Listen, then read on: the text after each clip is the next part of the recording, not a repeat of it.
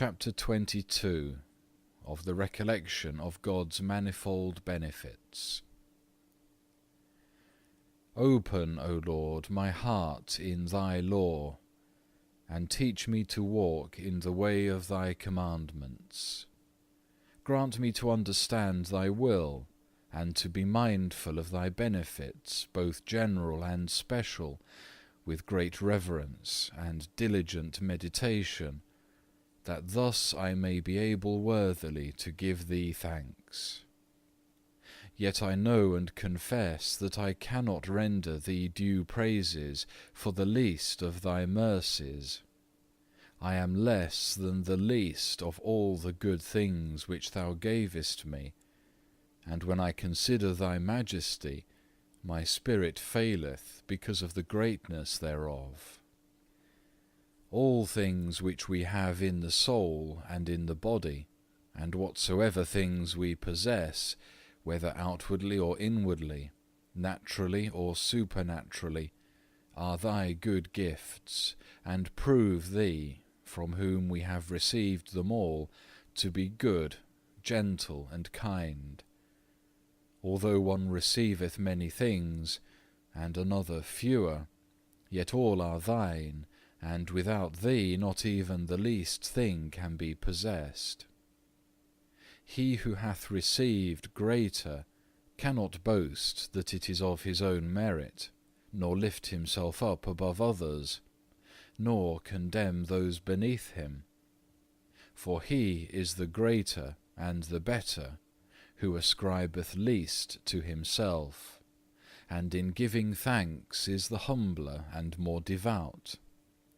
And he who holdeth himself to be viler than all, and judgeth himself to be the more unworthy, is the apter for receiving greater things. But he who hath received fewer gifts ought not to be cast down, nor to take it amiss, nor to envy him who is richer, but rather ought he to look unto Thee, and to greatly extol Thy goodness. For Thou pourest forth Thy gifts so richly, so freely and largely, without respect of persons. All things come of Thee, therefore in all things shalt Thou be praised.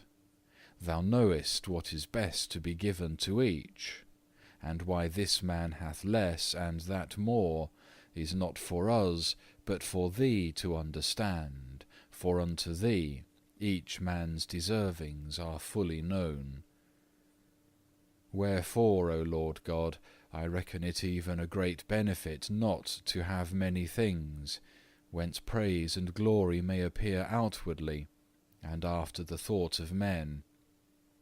For so it is that he who considereth his own poverty and vileness ought not only to draw therefrom no grief or sorrow, or sadness of spirit, but rather comfort and cheerfulness, because Thou, Lord, hast chosen the poor and humble, and those who are poor in this world, to be Thy friends and acquaintance.